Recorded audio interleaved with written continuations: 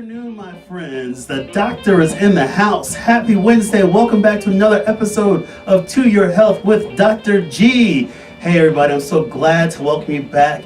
Hey, it's a great day. As always, we're here breaking down topics, breaking down the issues that are plaguing us as far as health. And I'm so excited here to welcome everybody back to the show. It's a milestone show for me today. This is number 45. Can you believe it? 45 shows, but really talking about the tools, giving people the tools that they need to help do better in their life, to really take hold of their health and to continue to live healthy and active lifestyles. And today's show is no different. We're going to be talking about vaping. And before we get into that, you know, we'll set the record straight on what vaping is all about and everything. And again, what we need to do to make sure that we address this growing epidemic in our country, and making sure that at the end of the day, you know, I think as physicians, as healthcare leaders, we always say our code is do no harm. And that holds so true when we talk about today's show and topic of vaping. So welcome back to Your Health with Dr. G. My name is Dr. Mark Gomez. I'm a board certified internal medicine physician practicing out of Edward Hospital. You can check me out on my website, www.drmarkgomez.com. You're listening here live on Facebook. We're in studio live at Intellectual Radio. And again, I'm so happy to welcome everybody back to another episode of the show.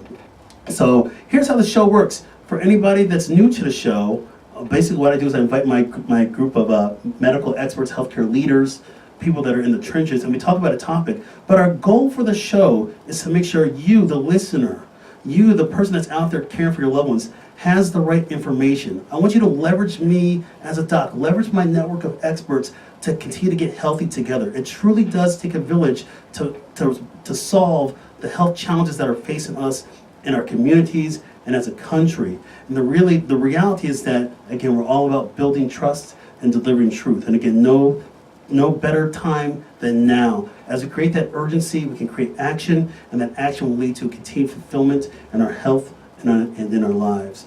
Again, my website is www.drmarkgomez.com. Hey, we're going to have a great guest today. We have two amazing panelists today, Dr. Stephen Kovar and Dr. Aaron Weiner. I've known both of them for a long time. They're experts in their field. You guys are going to get to meet them in a few moments. But before we meet our guests, I got to hit you with a quick disclaimer. The content of To Your Health with Dr. G is for informational and entertainment purposes only, and that the content is not intended to be a substitute for professional medical advice, diagnosis, and or treatment. Further details can be found at www.toyourhealthwithdrg.com/disclaimer. So here we are today on this Wednesday. Our topic today, that vaping show. But we're really here talking about how do we find practical solutions to a growing epidemic in our country, and especially when we're talking about facing the growing epidemic to our youth. So let's end youth vaping once and for all. Enough talk. Now we got to have action. So today we're going to talk about that kind of stuff. We're going to break the show down into talking about certainly the adult population for a little bit, but the majority of the show is going to be focused on the policies and the practical solutions that we want to do as far as addressing the youth vaping epidemic. So without further ado, I want to introduce my guest today. My first guest, he's sitting here next to me on my right. His name is Dr. Stephen Kovar. He's been on the show before. Yes. This is now his third time on To Your Health with Dr. G. I like you a lot, so that is why I have to get you back on the show. But I'm so excited to have you back on. Let me read you Dr. Kovar's credentials. Dr. Stephen Kovar is a board-certified pediatrician. He's with Kids First Pediatrics Ltd. Check him out, www.kidsfirstdocs.com. Dr. Kovar, welcome back to the show. Thank you for having me. Please give us a little bit about your background, where you did your training, where you did your medical school, where you did your residency, and a little bit about opening statements about what does this topic today mean to you. Yeah, again, like I said, my name is Steve Kovar. I'm a pediatrician. I did my training at medical school, was at University of Illinois, Chicago, and I did my residency at Hope Children's Hospital on the south side of Chicago. Been practicing for 17 years, so been through a lot of different things, seen a lot of changes in pediatrics, but nothing really kind of is hitting more than as we start something that can affect a child lifelong. And so vaping for us is, just as you said, it's becoming an epidemic, and it's hitting children at younger and younger ages. And when we're having our youth getting affected by something, it goes right to my heart, you know. And it's hard because they're hitting kids, and kids are making decisions that they're not I don't want to say mature enough, but not mature enough to make. And unfortunately, it's hitting them and getting them addicted early on, and then trying to break that cycle of addiction becomes increasingly harder and harder as they get older. And because of the misconceptions that children are given and the different advertising that is going towards children, their thinking is very skewed, and it's unfortunately it's all misconceptions, but it's misconceptions that are leading to long-term effects. And you're absolutely right, Dr. Kovar. We want to make sure that people have the right tools, but again, we live in the reality is we live in a disease society, but we have to have this collective mind shift, the shift towards this mindset of prevention.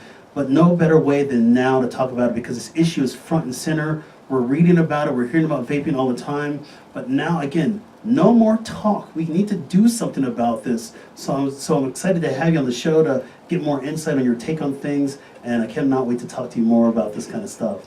So let me introduce my next guest. He and I have known each other for a long time too. We did some work together. Actually, how I originally met Dr. Aaron Weiner. He and I worked together doing some work on a subcommittee for opioid prescribing at Edward Hospital, and that was a few years ago, and ever since we've been great friends. He's been on the show before, so I want to welcome Dr. Aaron Weiner back to the show. Let me read his credentials. Dr. Aaron Weiner, he's a director of addiction services at Linden Oaks Behavioral Health. Check him out at www.eehealth.org. Dr. Weiner is joining us on the phone today. Dr. Weiner, how you doing? Doing well. Thank you so much for having me. Hey, thank you for coming on to the show again. And by the way, Dr. Weiner, you are my first calling guest on my milestone show, number 45, so kudos to you, my friend. Honored to be the first, absolutely. Hey, I'm so glad to have you back on the show, and again, a topic that sits in your heart as far as you wanting to create more engagement and certainly to develop practical solutions on vaping. Why don't you just tell us a little bit about your background, where did you do your training, and a little bit about what does this topic today mean to you? Absolutely. I got my doctorate at the University of Illinois down in Urbana-Champaign, and I did the rest of my training. I'm a licensed clinical psychologist, so I don't do a residency per se, but I trained in the VA for a couple years after that, the Hines VA, and specialized in addiction psychology over in the Ann Arbor VA. And I've been here in Illinois for about 3 years now, in my current role with Linden Oaks and Edward Elmhurst Health, directing the addiction service line. And part of the reason why I'm so passionate about this is that we see so many of our adolescents in our programming for behavioral disorders, as psychiatric disorders, as well as addiction, vaping. And much like Dr. Kovar said, there's so many misconceptions, and what really gets me riled up about it, honestly, is that I think it's a predatory market. I think that the reason why these misunderstandings are occurring is because there's an industry that really relies on getting these kids hooked. 90% of addiction starts in your adolescence, and so if that's your business, that's who you go at. And so whenever I see that happening, it just gets a rise out of me, so I speak out about it as much as I can. Well, thank you, Dr. Weiner, for coming on to the show. And again, I cannot wait to pick your brain more about this topic. Here's the deal, everybody. This is what we're dealing with. This is the reality. The U.S. Centers for Disease Control says that the number of U.S. teenagers who admitted to using tobacco products, quote, within the last 30 days, end quote, rose 36% between 2017 and 2018, which is equivalent to going from 3.6 million people up to now 4.9 million. That growth is attributed to e-cigarette use, aka vaping. So the reality is that the rise is there. University of Michigan published a study called the Monitoring the Future Study, and they looked at 45,000 interviews with students across the country. The reality is that the percentage of 12th grade students who reported vaping nicotine rose up to 21% from 11% in 2017. 8th grade students, also you're seeing a rise in 8th grade students, up to about 6.1% of 8th grade students using vaping. And then of course, the whole general high school population as a whole, they're vaping, and it's equivalent to about 1.3 additional teenagers who have vaped, according to University of Michigan's study. So the reality is that we have now academic published works that show the problem, but the question is, what are we doing about this? So that's what we're going to be talking about today, is what are we doing about this, and how can we make this epidemic go in the other direction? So let me ask this first question to Dr. Kovar. Dr. Kovar, what is vaping? Because I want to try to clarify that to the people out there that are listening. What's vaping? Well, vaping is using an electronic device, and what happens is there's a heating element in the electronic device, and people will put a small substance, usually a couple drops of a liquid on there. It'll heat it up, and what they're doing is actually inhaling the juice is what they call it, the vaping juice. And then what they're exhaling is just vapor. So the conception is it's just water. I'm inhaling, it's boiling a pot of water and just taking in a big breath of the boiling water, and then taking it out. And that's their thought process of it. And hey, this one tastes like candy canes too, so it's even better. So that's what people are thinking of vaping. You mentioned about like it tastes like this or it tastes like that. The flavorings are things that certainly get people a lot hooked. Right. But the reality is, and correct me if I'm wrong, but there's nicotine usually in the mixture Correct. of e-cigarettes, or this e-juice as they call that, and certainly that is obviously the big addictive component. Correct, exactly. So that's the thing. And so the what happens is people think, when you think of cigarettes, everyone knows cigarettes are dirty. There's 7,000 or something carcinogens in that, but there's less in e-cigarettes. So people are thinking, oh, I can get some nicotine, so I can get a high off of it. I can get some of the euphoric state of it. Or what kids are also doing is they'll take THC, which is the component in marijuana, and they can put that juice in there, and so they can essentially smoke pot and not have to be quote-unquote smoking. So they're not taking in all that carcinogen in their mind, and they get the high, and they can do it kind of discreetly. And so that's part of the other, I think, allure, especially for kids, is that they're doing something in plain sight. Wow. Dr. Weiner, let me ask you this question, because we're talking about the fact that people are doing this. I quoted some stats just a few moments ago on the fact that we're seeing this happening in so many kids. But let me ask you this question, and I want you to piggyback a little bit on what Dr. Kovar just said a few moments ago, but I actually want you to hit me with one further question, just to clarify things to people that are listening to us. What are the origins of vaping? When did it begin? So I believe the first vape pen was produced in China around 2003 or 2006, and they made it over, I think, in the late 2000s, maybe the early 2010s, in that general vicinity. Really, the origin of vaping, and speaking again to piggyback on Dr. Kovar, is that this is another way of extracting a chemical from a substance. And so the idea is, right, that if anytime you light something on fire, it creates carcinogens, right? We're not supposed to be eating burnt barbecue, burnt toast. And so the thought here is that, all right, so it's not smoking, we're not lighting it on fire, it's better for us. As you mentioned, it's a misconception, because whenever part of what we're seeing here is that when you take some of the substances in there, like, say, for example, propylene glycol, or PG, one of the two most common bases for this, when you heat it up, its chemical composition changes, and it turns into some of these toxins and carcinogens that we're actually seeing in what someone actually inhales. Wow. So, so first of all, thank you for giving us a little more clarification on the origins. But the reality is, we're talking now, hey, somebody might be a traditional cigarette user, and I think about going to the days like we were in high school, and we're not trying to date ourselves. Those of you guys that are watching us on Facebook Live or listening here on Intellectual Radio, we're not trying to date ourselves, but in high school, people would say, oh my gosh, like, you'd say you knew that kids might be smoking cigarettes, and there was there's so much a stigma to that, but now the availability of something so discreet, it's a game changer out there, because it has really changed the entire landscape. Dr. Weiner, let me come back at you with the same question. How do we know that somebody might be doing vaping because of its discreet nature? You're not having you don't have a plume of smoke coming out from a traditional tobacco, but how do we know about that? So that is a really important question, and it's also a really hard question to answer. So, one of the reasons why this is catching on with youth is that it's very easy to hide. A Juul, which is a type of e-cigarette, a type of vaporizer, essentially, is small to the point it basically looks like a flash drive, and you can conceal it in your fist. And so it's very easy to just hide it, take a puff, say blow the vapor out into heavy clothing, particularly in the winter. No one might even know. The smell is much less. It won't set off fire alarms, smoke detectors. We hear all the time about kids basically using the bathrooms now as like vape shacks, where they can just go in there. You've heard stories about kids. You mentioned game changing. It's actually a game for some of them to video themselves vaping in places they shouldn't, and then post it on social media like Instagram or Snapchat. So it's very difficult. So what I say, what you can look for, and this is particularly for parents, I think a lot of folks don't know this, aside from the paraphernalia, of course. If you see either the vaping device itself, again, a Juul looks a lot like a flash drive, but there are some differences, and then there are some larger apparatuses as well, some with larger tanks. You might also look for little vials of the liquid or the juice or the pods. But you can actually test you can test your kids with relatively valid urine drug tests, actually, that you can buy online from online vendors like, say, Amazon. Very inexpensive for either nicotine or cotinine, which is a metabolite of nicotine tests. And honestly, because if you're vaping nicotine in particular, there's not as many physiological signs of this. Sometimes the best way to test your children is to do a urine drug test. Excellent. Thank you for that commentary on that one. So let me ask this question, Dr. Kovar. Dr. Kovar, you're a practicing pediatrician. I've been in practice for a number of years now, 17 years.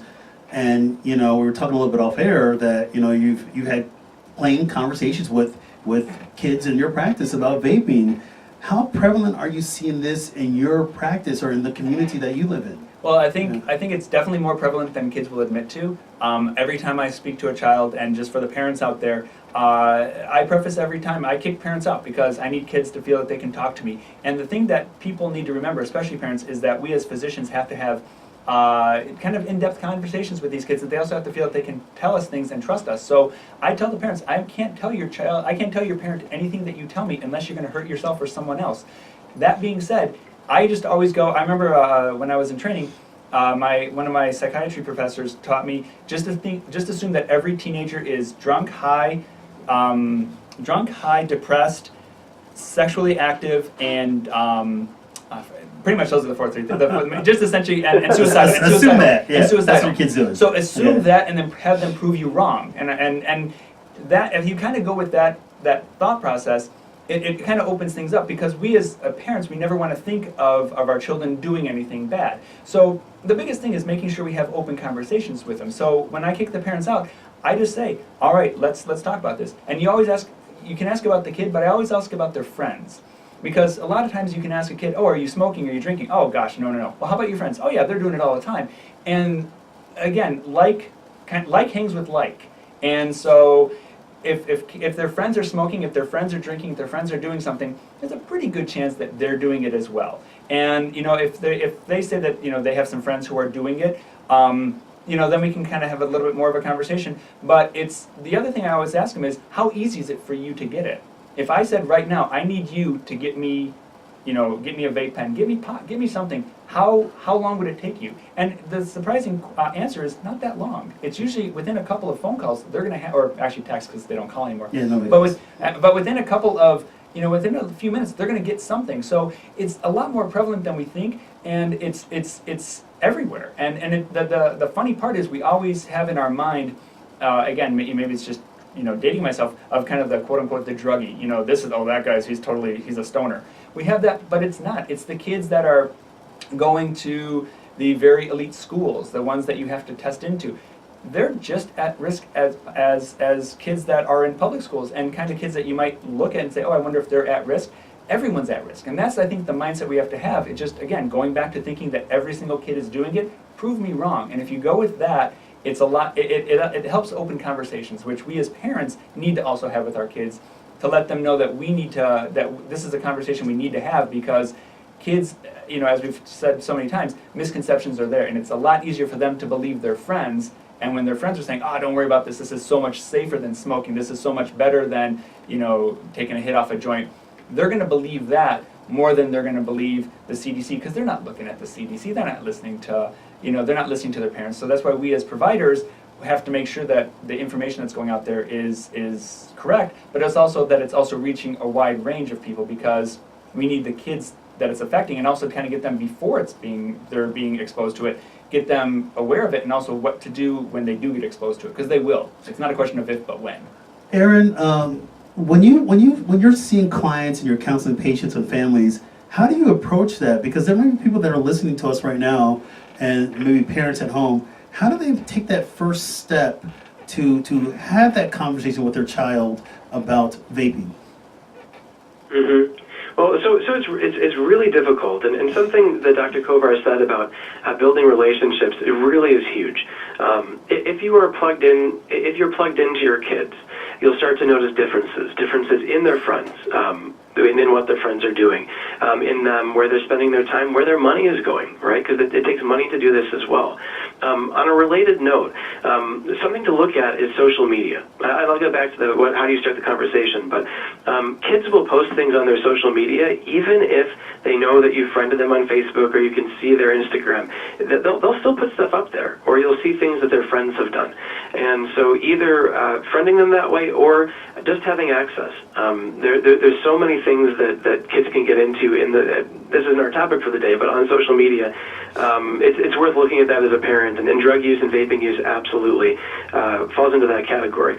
In terms of how to bring it up, though, it's really tricky because it's very easy. It's very easy for kids to disregard what they hear from parents for any number of reasons, right? In terms of you're cool, you're not plugged in, you don't know what you're talking about. They do not look at the CDC. That's absolutely true. Something that I've found that when I work with kids or when I talk at school assemblies about this topic, that seems to resonate is instead of going with the data, which we'll talk about today and which absolutely matters, I tend to find that they respond more to emotional appeals, particularly ones that involve getting fooled or used because they're young. And so if you can point out the fact that the reason why a lot of these things are happening, why is vaping cool? Why are they all of these flavors where you never see that anymore in in cigarettes or cigars, etc.? And you start to shine light on an industry that's really trying to use them. If every time a kid puts a jewel up to their mouth and takes a drag, they're starting to wonder, am I getting milked for something? Is there some old guy who's just filling his pockets with my money and I'm playing into his hand? That's a great way to get under their skin in a way that they care about and potentially influence behavior in a way that saying things like popcorn lung or cancer or any of those other things won't. Exactly, yeah. So, go ahead, sorry, I was please. just going to piggyback on that. That's the thing, especially with kids, is people, and kind of going back to smoking, people say, oh, don't smoke because you're going to get cancer. To a kid who's 16, 17, if someone said, oh my God, that guy died in his 30s, they're thinking, who cares? He was 30. He's an old man. That doesn't, that's so far out of their realm. As I'm getting older and you hear someone like in their 80s passing, I'm always thinking, oh my gosh, they're so young. But to a kid, their time is what is a very immediate. I mean, they're not looking 20 years, 30 years, oh, you're going to get popcorn lung, you're not going to do this. So you have to, for things like smoking or that, you have to go to the athlete and say, well, you know what? You're now not going to be able to maybe run as fast, and now you're going to be cut from the, you were varsity basketball, now you're not going to. So yeah, appealing to their emotional side is really what you have to do, because that's what's going to get them. Or they're, for a kid that's smoking or something, but also burning. Hey, if that thing burns and you burn your hand, you can burn your lips, you burn your face, you're going to be left with a permanent scar. That's the kind of stuff that's going to get them, because hey, in 30 years you're going to have, lung cancer. Like, who cares? In 30 years, I might be dead. That's not their mindset, and that's the one thing that parents, have to go, because we're thinking, I always say my 47-year-old head is thinking as a 47-year-old, not thinking as a 17-year-old, which is a very different mindset. It's interesting when you talk about the things that can happen related to vaping, and you mentioned, if you burn something, you might have a scar that might be permanent. There was a case recently in Texas, I believe, last month, where a vape pen exploded, severed a carotid artery on a young gentleman, and he wound up dying. I think he might have been 24 years old, but that was not the first case of a e-cigarette device exploding and causing bodily harm. So the inherent dangers are there. I always kind of say, anytime you light up something's lit, there's a potential danger. Going back to also what I say about lungs, I say your lungs are designed to help you breathe air. The only thing that should go into your lungs is air. Purified air, hopefully, clean air. But your lungs are designed for you to breathe air. That is it. But that's my kind of Dr. G approach on things. So let me ask this other question. So we're talking about other kind of side effects that can happen. So it's interesting, because vaping is so relatively newer in the sense of traditional tobacco use, we're still trying to find out some of the more long-term effects. We only have really short-term data on side effects that can happen, but of course we talk about the nicotine component, so addiction. If there's something that gets into your eye irritation, injury, wounds to the face, mouth, lips, airway irritation, cough, these are things that can happen. Airway resistance can happen. Heart rate, cardiovascular stuff, increased heart rate, chest pain, blood pressure, those have all been reported. Now again, that might not be a big deal to a 17-year-old, but some of my patients that are older, my adult patients who already have some things, and maybe they might be traditional smokers, now they switch to e-cigarettes. The best thing I can tell my adult patients is completely off, especially when they're carrying some inherent risks. So let me ask this question to Dr. Weiner. So Dr. Weiner, a couple other, when I think about parents that are out there, are there any kind of like psychiatric or mood type behaviors or disorders that they might notice in their child to suspect that they might be vaping? To be perfectly frank, I'm not sure if there are any psychiatric conditions that just straight up correlate any more than any others. What I would say, though, is that we do tend to see a correlation between psychiatric conditions and drug use in general as a coping style. More so, though, what I'd have folks look out for, vaping, just like any other drug, it has a subculture that goes along with it, and that's actually part of the draw for kids, is that drugs in general, right? When you're a kid, you want to fit in. You're forming your identity, particularly in middle school, you're in high school, you want to belong. And one of the easiest ways to overcome social awkwardness, whatever you feel is getting in your way to forming those connections and being part of something, all you have to do is put this substance in your body and you're part of the club. And that is a really easy shortcut. So generally what you find is that lower rates of substance use in general, vaping included, are amongst kids who are engaging in pro-social activities, who are part of study groups, who are not left to their own devices for a long period of time, who are spending time with peers, and then also with adults who model a good pro-social behavior, like not using drugs, not smoking, not vaping, those sorts of things. So although I couldn't necessarily pinpoint, hey, this disorder corresponds with vaping, I think the same general trends and risk factors in terms of identity formation, in terms of coping with issues, and in this case particularly social, apply. Excellent. Dr. Kovar, what can we do I think about, I said in the beginning, some of my comments, it takes a village. And we need to rise to the occasion together to help make some real practical solutions. So let me ask you this, I'm going to break it down by a couple different levels. So what can we do at the elementary school level to create awareness about vaping? I'm going to break it down into different phases. I'm going to ask you some of those same questions, Dr. Weiner. Let's start at the elementary school level. What can be done? Well, again, the hard part about elementary school is where their mindset is. And, and they start talking about stuff, 5th grade, they might get into some of the health risks about it. And so that's the thing, it's all about education and kind of teaching them that it's not just cigarettes, but also getting that e-cigarettes are part of it, that's part of the whole, these are things you don't want to put in your body, kind of like you said, the only thing that should go into your lungs is air. So they do a pretty good job about kids and cigarettes. In fact, if you ask any kid, would you ever smoke? They're like, oh my God, that is the most disgusting thing. Who would ever do that? How about vaping?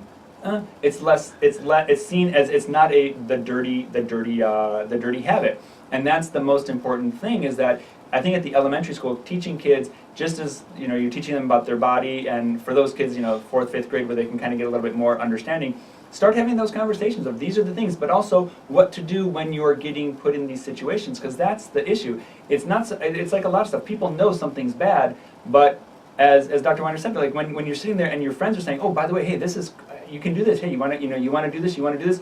We're all doing it, and you look around, and 9 of your friends are doing something, and you're the lone man out. That is a very lonely place to be. So especially for those kids that might not have that social group, and might not have that kind of self-preservation is maybe not the right word, but I think it's a fine word. But they might not have that. Yeah, you know what? I'll do that, and then it's kind of like in every like 19 was that Reefer Madness. The guy takes one hit, and then all of a sudden you watch his eyes go crazy, but that's kind of what happens. Like, oh my gosh, hey, I took a hit off a Juul.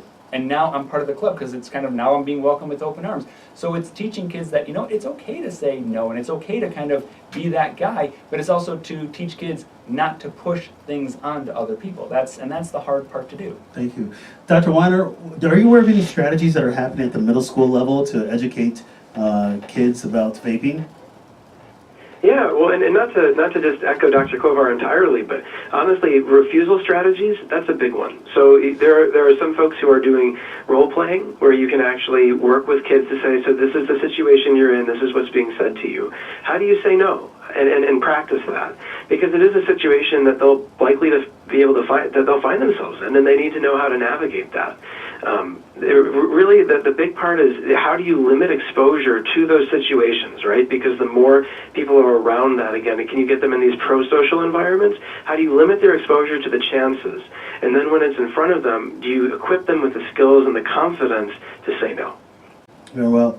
Dr. Kovar, what about at the high school level? What kind of strategy should be implemented by the time, people get to high school? Well, I think a couple things, kind of obviously all the things that we've talked about before. A couple of things are getting social media involved, because we all know when we go on a website and you search up, I wonder, I'm gonna have crockpot stew tonight, and you look up crockpot stew, you look off to the side and here's a new crockpot, and so there's little cookies that get put on, and so a kid could put something in about vaping, and next thing you know, Juul's a company, and all the vaping, they're companies, they want to make money off of you. So you put that stuff in, it's now going to be tied to that. So really calling on social media to say, hey, you guys have a role in this too, and yes, you might be just kind of the medium to get people talking, and kids doing stuff, but to also have them not have their branding, and to make it so that you can't have it. You can't have cigarette ads. Those are things that are taken off. You don't have that stuff. But you look at I'm old, I have the newspaper, but I opened up a paper, a Chicago paper, I don't know if I should say which one, and there was a whole page ad. It was a woman, an older woman, but she's like, I tried to stop smoking, I tried to stop smoking, I went back, tried to stop smoking, and it's a whole page of her trying to quit and going back, and then it just said Juul. And so that's the kind of stuff, but that's an actual advertisement. It's a whole page advertisement. And so you think about how much money they're spending on that. That's the biggest thing, is it's making it so, you know what, hey, screw you. No, you can't. Yes, as a newspaper or as whatever, we're not going to take your money, and getting that involved so that the kids aren't even exposed to that, because, they're not looking at some old lady smoking. That's not what they're looking at, but they're looking at when they're, something on one of their little games or one of the little things, and there's a little pop-up ad that says something. It's getting that involved, and and the bigger thing, I think, is actually getting parents involved, because unfortunately as parents we are so busy. We spend so much time doing everything about our job, about our life. Life happens when we're not noticing it, but the other thing that happens is kids grow up, and so unfortunately parents, a lot of us are both working, and we don't, I don't want to say have time for kids, it's not the right words, but we're not there as much as we were, and that's the thing. So when kids are left to their own devices, badness happens. So, but it's having that conversation and feeling strong enough to start those conversations, and making sure that your kids have an open dialogue. And that's, I think, the biggest thing, because teenagers are hungry for answers. They want answers. They're begging for us to give us some, even though they might not want it, they're begging for us to talk to them. But it's how we approach it. If you come at a kid with, this is how you suck, then they're going to immediately put up barriers, just like anyone. And if they're like, oh, this is what you're doing that's possibly horrible, or hey, your friends are, drug addict, lowlifes, at that point the walls are up and you're not getting through that wall. And that's the thing. So it's having good conversations and having age appropriate but also heart-to-heart conversations with our kids. And kind of as we talked, it's a hard conversation to start with your teenager. So that's it. I've got a couple athletic coaches, high school coaches that are in my clinical practice that are patients of mine, and we kind of go off topic sometimes in our one-on-ones talking about this, because I want to always kind of pick their brains on people who are in the trenches. And the reality is, what I respect a lot about a lot of the high school coaches is a lot of times they're around the kids more so than the parents are around, and so the kids will look at the high school coach as another parent. And so I've been trying to talk with some of my high school coaches when I pick their brains, and they'll say, oh yeah, we have this conversation just back about what you said earlier, that a kid might maybe get cut from the team or might lose a step in their track and field, but coaches have a big influence on things too. And so I think your role models that are out there are very much important in steering a kid in the right direction or steering a kid in the wrong direction. It's interesting what you said about the pop-up ads, because the company Juul, and they've come out and said, and I quote this is from a CNN interview published in June of 2018. They interviewed the chief administrative officer of Juul Labs, and she said, quote, "We were completely surprised by youth usage of the product. It's been devastating to us, and this is not a product for youth." And when I was researching that interview and read those comments, and I kind of said, can I really take them at their word? Because right now we're saying we're going to promote money more so than health. And I have it as a physician, that's a big problem to me. Yeah. Dr. Weiner, what are your thoughts on that? Yeah. So I've seen that too, and it's really interesting because it's hard for me to really know how much latitude to give it. So I'd encourage all of your listeners to hop onto your web browser and type in, did Juul lure teenagers and get customers for life? It's actually a New York Times reporting piece that came out maybe about a year ago. It's still extremely relevant. What they show are basically the early tactics of Juul, where when you look at the ads, they're young people, they're wearing hip clothing, there's lots of colors, they're clearly not marketing at like the 40 and up demographic. Not even a little bit. There's articles in there about how they paid social media influencers to pose with Juul, to talk about Juul. These aren't things that you do if you're going at an older demographic. And it seems like after they got the ball rolling, and Dr. G, you and I were talking about this before the show, but there was a Truth Initiative study that came out that found that kids are 16 times more likely right now to use Juuls than adults. 16 times. And so if that's the case, that's like most of your revenue right there. You really couldn't survive without it. So now you can do an about face and say, oh, we never saw it coming. You can put out these series of ads that they've done. They clearly are going at an older demographic, but at this point, most of their revenue is coming from somewhere else. The snowball's already been pushed down the hill, and you really can't take that back. So was she CEO in the beginning? I couldn't tell you. Is she being honest? I couldn't tell you, but the bottom line is that they're, in my opinion, they're not doing nearly enough, although maybe at this point, again, the snowball's in motion. I agree. So you brought up a good question. I'm going to take those last words when you said they're not doing, they're not doing nearly enough. The reality is we need to do more as clinicians, as practitioners, as public health advocates. Let me ask this question, Dr. Kovar. What does the medical industry need to do to help combat this issue? Well, I think quite frankly, we need to, I'm going to be a little bit vulgar, we need to have a set of balls and actually say something and do something and be proactive and talk to our representatives and talk to the people that can change things. It's one thing to say to one person, hey, we can't do this. You shouldn't do this, but it's actually getting the lawmakers, having an active voice, putting stuff on your social media, putting stuff on your Facebook, on your websites, your Facebooks, whatever we have to make sure we're talking. But also for those of us in pediatrics, like I said earlier, is talking with the parents and making sure they can do it. But we need to be vocal. We need to make sure that we're also addressing it. It's a lot of times people have our own hangups because with pediatrics, we always want to think of our kids as pure as the driven snow. And it's every parent always has that same look of the person on TV when they find out that like their next door neighbor was an axe murderer, and they're like, oh my God, I was surprised, he seemed like such a nice guy. And that's kind of the face that every parent has about their kids, like, oh my gosh, he was in sports, she was doing this, because we don't think that way. So we have to have that a kind of a little bit of a cynical thing, but I think as providers, we need to make sure that we're talking to the people that can help maybe change things. Getting the representatives in our districts to get something to maybe push on the legislative bodies to make it so that it's harder to get to, or get the drug companies, the Walgreens, the CVS's, and say, hey, are you selling these? No, don't. And because if you're making it, harder and harder, then people will say, oh, you're just going to drive it to the underground. That might be true, but you know what? If you can make it less accessible, because it might not be the 15-year-old who's getting it, but it's their 18-year-old brother who's getting it for them. It's their something-year-old. It's people can get something no matter what. And I think it's just somehow figuring out a way to get more people involved and to stop it from just being there and get those companies out and kind of hit them where it hurts at the pocketbook, sue the crap out of them until they're like, you know what, forget it, we're done, we can't do it. Like with tobacco, it's education and it's changing the mindset that making it that Juul isn't the safe alternative, but it's just as horrible as Joe Camel. Joe Camel was a cartoon that made kids want to smoke. Now you don't see Joe Camel much anymore, and cigarettes are decreasing. You got to kind of do something like that. Dr. Weiner, what are your thoughts on what needs to happen from the health community, the medical community, to help make this problem go in the opposite direction? Yeah. So I think that So I'm going to talk about medical. I'm also going to talk about everybody, regardless of who's listening and what your occupation is, because I think that really what Dr. Kovar was touching on here is that part of how we change this is a societal issue now. Like this really has gotten rolling, and part of how you change society is through policy change.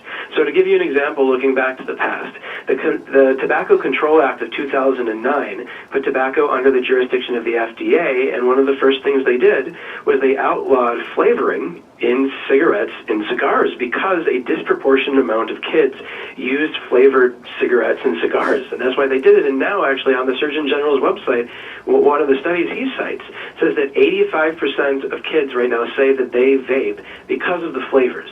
The reason why there's flavors in vapes is because vapes, they're not tobacco, right? They're what's called an NDS, a nicotine delivery system, so there's a loophole, so they can do it. And they know exactly what they're doing. That's part of the disingenuous aspect about this. Even from Juul, when they sell flavors like mango and cream and fruit and those sorts of things, these people know exactly who this appeals to. That's why they've been banned in other areas. So what we really have to do is we have to look upwards to our elected officials and ask for action. Take, for example, Tobacco 21.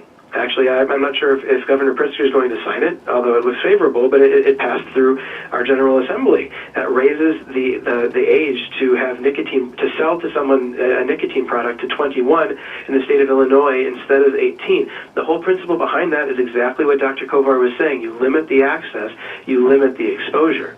But that didn't happen overnight. It took a long time. We really had to work hard to get the nicotine industry, the tobacco industry under control. But each person, whether or not you're in the medical industry or not, has a voice, has a representative who you can call, and they do keep track of those calls. And to bring it back to the medical industry, anyone who is listening, who has an advanced degree, use that as a platform for social change.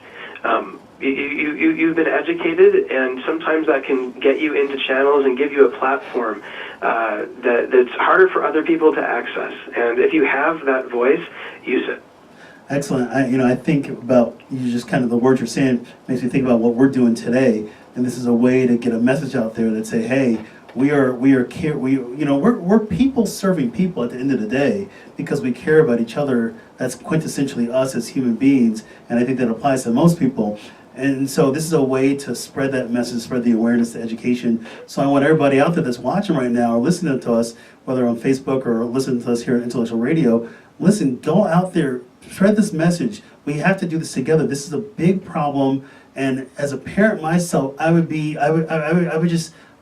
know what I would do if I found out that my kids were doing something like this. Now my kids are super young, but there's going to be a point where they get to be teenagers, and then that peer pressure comes into play, and I got to figure out how I'm going to deal with that. But have open communication with your family, your loved ones. Spread this message, and together, hopefully, we can then start making measurable change. I want to piggyback to what's going on in the industry. I was just reading the BBC this morning. The city of San Francisco, California, just proposed a new law to ban e-cigarette sales until their health effects are evaluated by the U.S. government. And so it appears to be kind of the first of its kind in the U.S. and seeks to curb the rising usage by young people. So we're talking about now making some measurable action. So with the time left I want to do right now, I want to get to one of my favorite parts of the show every week. We do a section called Myths versus Facts. And again, this is designed to help clear the air. Again, health can be misleading. Navigating your health can be misleading. As I said in the beginning, I want people to leverage me, leverage my network of health experts,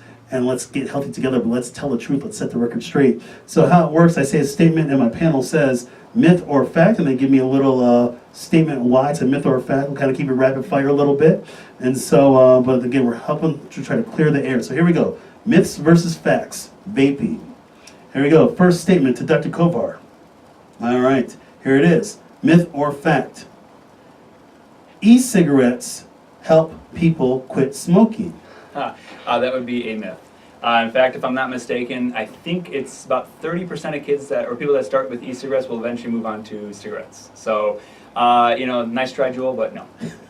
Swing and a miss. Swing and a miss. I will say there was just a recent publication done by New England Journal of Medicine, at least in the adult population. Certainly, again, it's not happening in the youth population. Something that was published recently in the adult population about looking at e-cigarette use versus nicotine replacement therapies. And you saw a little bit of a change. I believe it was, quote, twice as likely, but this was just published last month in the New England Journal of Medicine by a randomized trial of e-cigarettes versus nicotine replacement therapy. But we still have to do much more work. The reality, and even what Dr. Kovar could probably say, is that people are double dipping. They're doing e-cigarette and traditional cigarettes as well. Dr. Weiner, here you go. Here's a statement. All right. Exposure to e-cigarette vapor is harmful to bystanders. Is that a myth or a fact? So that is a fact. There are a number of chemicals that have been detected both in the vapor that's inhaled as well as the vapor that's expelled.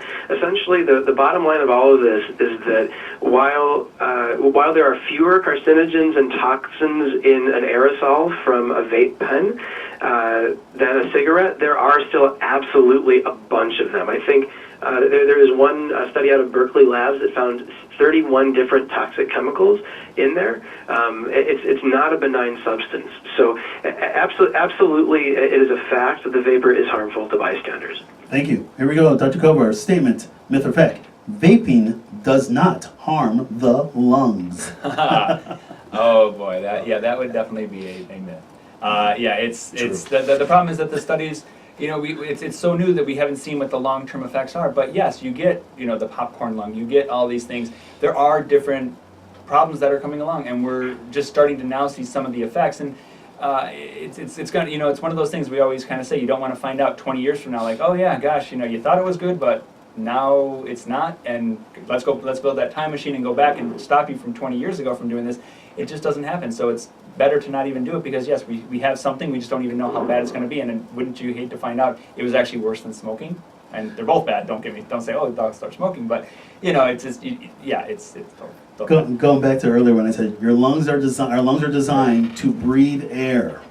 I cannot be any clearer than that. You got to breathe air. All right, thank you, Dr. Kovar. All right, here's the next statement, Dr. Weiner. Here we go. Myth or fact? Vaping. Here we go. E-cigarette vapors contain formaldehyde. What do we know about that? So that is absolutely a fact.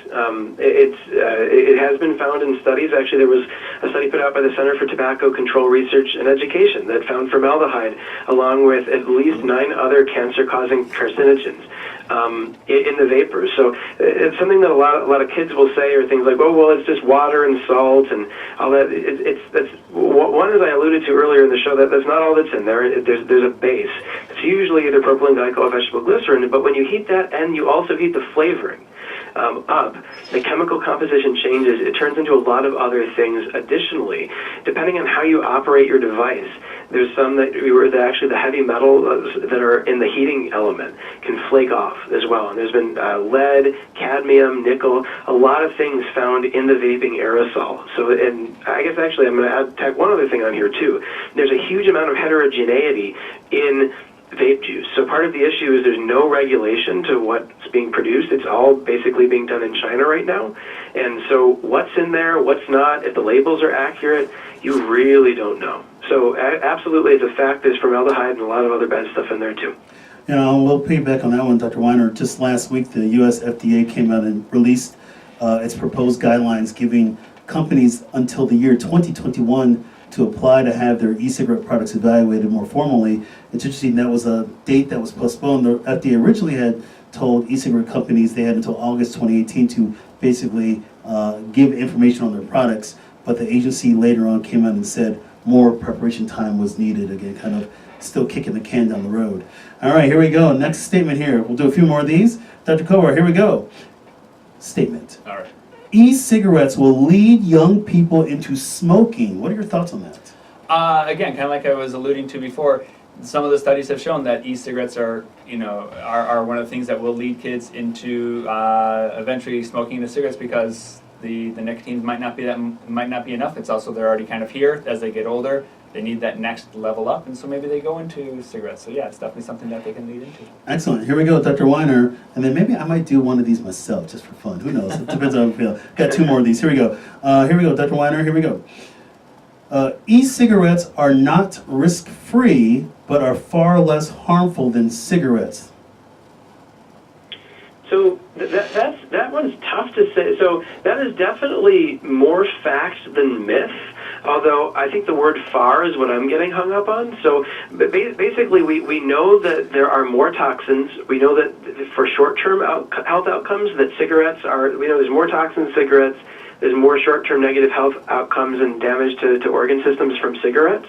However, the gap between them, we really don't know yet. And actually, we're still getting the data on the longitudinal studies on cancer, although we do know and we do have conclusive evidence that the toxins and the carcinogens from vaping do cause DNA mutagenesis, which causes cancer. So it's one of these things where the way I like to put it when I'm presenting on the subject is that if you are smoking cigarettes, the only time you should ever vape is if you are smoking cigarettes, because then you are poisoning yourself less quickly, because you're still poisoning yourself. So how much less, I don't know, but it is true that you are poisoning yourself less. Well, hey, you hit the head on the nail. Dr. Kovar and I are here kind of like smirking a little bit at each other, but you summed that up really, really, really well there. You're poisoning yourself less quickly, and that would lead me into the last statement that I was going to say, and I said I might participate in myths versus facts, but here it is. We'll see if I like this. E-cigarettes lower immunity to infections and germs, and I'm going to say absolutely. You do e-cigarettes, you inhale something into your lungs that's not normally supposed to be into your lungs. You're putting yourself right at risk for a whole host of potential issues, including infection, organisms, germs, you name it, and of course, as my panelists have said, a lot of other contaminants and products that are very bad chemicals for your lungs. So thank you guys. That was a great myths versus facts, vaping style. So here we go. We got about 5 minutes left, guys. And this has been a great talk because, again, we're talking about vaping, the realities of it, but we're also trying to rise to the occasion. We know it's here. We've got to do something about this. And so first of all, everybody that's been listening to the show, I'm so thankful for you guys to have tuned in, because these experts, Dr. Weiner and Dr. Kovar, they care passionately about our communities. And that's why I wanted them to be on the show today, because they can spread the message, they can say the words passionately about what they're trying to do, and they're trying to make our communities healthier. But you have to do that by creating awareness. Once you create awareness, you create opportunity, and then hopefully as people have opportunity and become engaged, we now have measurable action. So here we go. We got about 5 minutes left, you guys. So Dr. Weiner, I want to ask you this. We've been talking today about vaping and the epidemic. Why don't you give us a few take-home points for people that are out there listening to be successful, and hopefully together as we try to lower the vaping burden in our countries? Absolutely. So the first thing I would say is that if you are a parent, be connected to your kids. Know who they are, know who their friends are, monitor them on social media, keep track. That is the number one way that you can help guide your child towards making healthier solutions. I know childhood, there's a huge range in the developmental curve there. Middle school, high school, even before, there's so much there. But if you can stay connected to them and use strategies appropriate for every age, put them in pro-social situations, and be there, be a trusted person in their life, if things start to take a turn, that's huge. Second, know reliable information and give it to people who need it, like children, in whatever channel you have. If you have the ability to have a platform to do presentations, say at like a local library, even if it's just to your kids, being able to give them information that's reliable and that they'll take from you if they trust you is critical, because they are hearing different narratives all the time. On Reddit, from their friends. It's not what they're hearing. They're getting all of these messages that are industry consistent, and we have to have another way to reach them. And lastly, as we mentioned before, realize, Dr. G, you mentioned, like, we are doing a show for the reason of spreading awareness. Just one show, not going to fix the problem, just one person won't, but you string all these things together, right? This is how voting works, this is how movements work. We have to don't marginalize the impact that you yourself can have on this if we all take responsibility and speak out. So if you care about this issue, make your voice heard in your community with your representatives. Thank you, Dr. Weiner. Dr. Kovar, a few take-home points? Yeah, I think a lot of it is exactly, kind of what was said. It was just funny, I was just thinking, you were talking about the high school and the athletic coaches. Yesterday after an NCAA game, there was a coach who's retiring, and I'm not really into NCAA, so I forgot who it was. But he said, thank you so much for letting me take care of your boys. You parents have given me your children for the last 4 years. And I think that's a huge thing for those kids that are in there, the coaches, everyone. It's not just health providers that can talk about this. Everyone can talk about it. So it's the high school gym teachers. It's the the people who teach their kids Little League or their daughter's dance or their son's dance or whatever. If you're having some impact on kids, having that conversation and talking with it and making sure that it's an open discussion and it's not accusatory, but just having a discussion with your children so they know the truth. That is, I think, the most important thing, and making sure that kids feel that they have someone that they can go to for those answers, because that's the biggest thing. And again, as it's been said, one person can make a difference, and one person can get 2 people, 2 can get 4, 4, 8, and the next thing you know, we're having change. And that's the thing. Remember, the big tobacco companies, the big vaping companies, they have millions of dollars at their exposure, and they're going to do every single thing that they can to keep coming at you. And if you want to just roll over and just be rolled over by them, that's your decision, but don't let it be your child's. Make sure that they know that they can say no, and that they cannot be duped by this industry. Excellent. And my final thoughts are this. It is our civic responsibility, it's our social responsibility, I'll say, to make a change, to make the next generation better than the current generation. We have to provide them with the right tools to be successful with their health. We know that as you have success in your health, you're more than likely to have success in your life. And we want healthy living, healthy lives for all of us. Talking about this topic today, this conversation cannot stop today. It's got to keep coming. I implore you out there to spread this word, spread the message of this show, get our communities healthy together, and let's keep this health revolution going strong. So I want to thank my guests today. This has been a great show. Dr. Aaron Weiner, Director of Addiction Services at Linden Oaks Behavioral Health. Check him out at www.eehealth.org. Dr. Stephen Kovar, Board Certified Pediatrician at Kids First Pediatrics Ltd. Check him out at www.kidsfirstdocs.com. I tell you what, everybody, this has been a great show. You've been listening and watching live on Facebook and intellectualradio.com. This episode is written by Mark D. Gomez and Tiffany E.R. Gomez. Producer is Tiffany E.R. Gomez. Music is by the wonderful Mr. Havis. Copyright 2019 by MDG Wellness LLC. All rights reserved. Stay tuned for next week's episode. Actually, I take it back. It'll be in 2 weeks. I'm on vacation next week. Stay tuned for the episode in 2 weeks. It's going to be Spring into Movement. Hey, check me out on my website, www.drmarkgomez.com. Peace out.